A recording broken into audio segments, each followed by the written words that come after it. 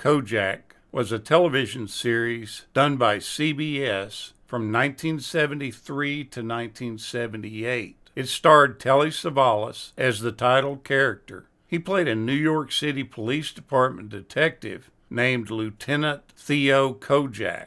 The show was put together and created by Abby Mann, who is an Academy Award-winning film writer that was really well known for drama anthology series such as Robert Montgomery Presents and Playhouse 90. He was approached by Universal Television, and they asked him to do a story based on the 1963 Wiley Hoffett murders. And this was a case where two young professional women were killed in Manhattan. He developed a 1973 made-for-TV movie called The Marcus Nelson Murders. The opening and the closing titles of the film emphasized the point that it was a fictional account of the events that led to the creation of the Miranda rights by the United States Supreme Court. Telly Savalas starred in this TV movie. He played a police detective whose last name was spelled differently than it was in the TV series. The name was spelled K-O-J-A-C-K. The film served as the pilot for the Kojak TV show. Kojak himself was a composite character based on a number of detectives, lawyers, and reporters who were involved in the Wiley Hoffett murder case. But now you just have to admit that Telly Savalas was the absolute king of cool. He'll be forever known as the bald lollipop cop from Kojak. But this Greek-American icon had a far more fascinating life, well past that part of playing this famous detective on TV. You've seen the commercials nowadays where they introduce a man that's called the most interesting man. Well, that is Telly Savalas. He truly is one of the most interesting characters that I've ever seen in Hollywood. And he touched the lives of so many people and was such an icon. He gave Howard Cosell his first job in television. Now, if you were around in the 70s and 80s, Howard Cosell was a mainstay of sporting events. But Telly Savalas, before acting in front of the camera, he worked as a director and a producer at ABC. While he was overseeing the Gillette Cavalcade of Sports, he hired Cosell, giving this legendary broadcaster his first gig on the small screen.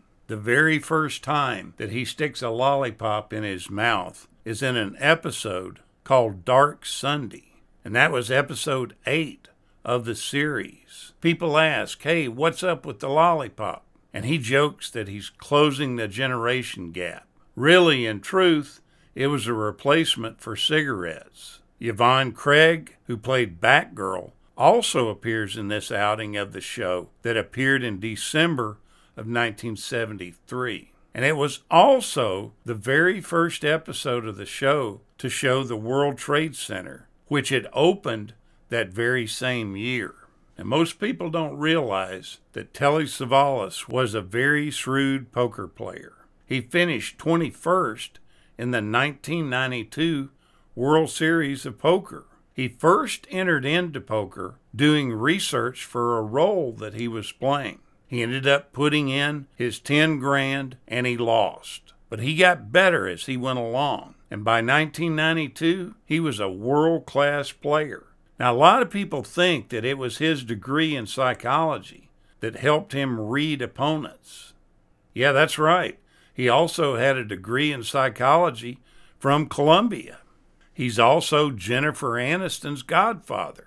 The very famous actress and movie star has an extremely famous father, too. His name is John Aniston, and he was a very close friend of Telly's. So it shouldn't amaze us at all that when Jennifer was born, he was asked to be her godfather. His brother George was on Kojak, too. And if you look him up and take a look at his picture, he looks a lot like Telly. He's just got a pudgier face and a head full of hair. The younger brother portrayed a sergeant on the series. Now, how did he get the shaved head It wasn't something that he initially did for the TV series. He first shaved his head for the role of Pontius Pilate, and he liked it so much he decided to keep it. In 1965, he was cast as that bad guy in the motion picture telling of the Jesus story. He was asked to shave his head for the role, and he just loved the look, and he kept with it. He proved that bald is beautiful. Now, he also has a real important role in The Twilight Zone. In the episode Living Doll, this is one of the most memorable episodes that you'll see in that series. When he first began acting, he didn't have this bald head. He had the typical male pattern baldness that you see in his episode of The Twilight Zone, where he plays a father that's tormented by this sinister doll. This is probably one of the most disturbing episodes of The Twilight Zone that I've ever enjoyed. Now, it's stated numerous times that Theo Kojak is of Greek heritage, but the name Kojak is actually of Polish origin. Kojak's heritage was changed to Greek in order to match Telly Savalas' Greek heritage. Now, there's so many great lines and catchphrases that you find from Kojak, but one of the most important is, "Who loves you, baby?" And that's ranked number 18 in TV Guide's list of TV's top catchphrases. Now, Telly almost always played a villain in his acting career, and this was before he was cast in the role of Kojak. Once you see him in the Kojak role, it's really hard to imagine him as a villain. But prior to that, his face was synonymous with somebody that was up to no good. He was living at Universal City in California when he was cast for the series. Most of the series was produced and filmed primarily in New York City. Throughout the making of the series, he would travel back and forth from New York every weekend so that he could spend time with his family in California.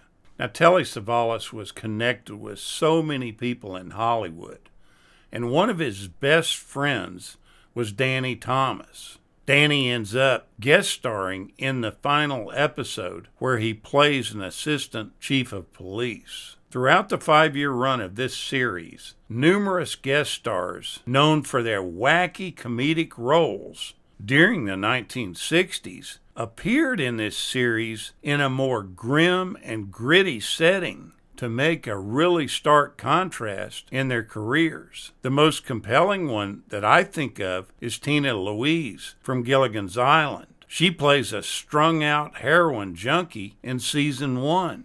Others included Yvonne Craig. She played Batgirl in the Batman series. In Kojak, she was a murderous felon's girlfriend and accomplice. Then there's Julie Gregg from I Dream of Jeannie. She also plays an addict.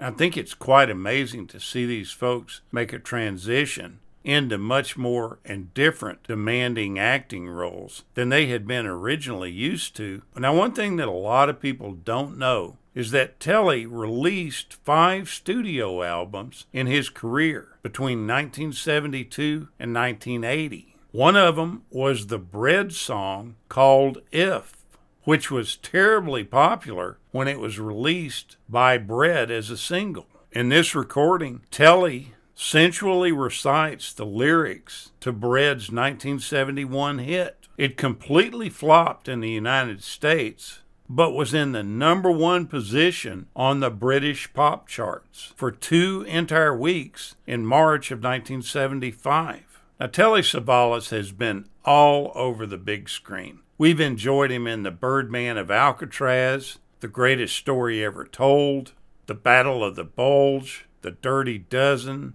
Kelly's Heroes, and the list just goes on and on. Telly Savalas died on January 22nd, 1994, one day after he reached his 72nd birthday. He's interred in the George Washington section of Forest Lawn, Hollywood Hills. Thank you so much, Telly Savalas, for all the great characters you played. You were much more than a standard Hollywood actor. Rest in peace. Thank you so much for watching. and we'll continue to chase the classics.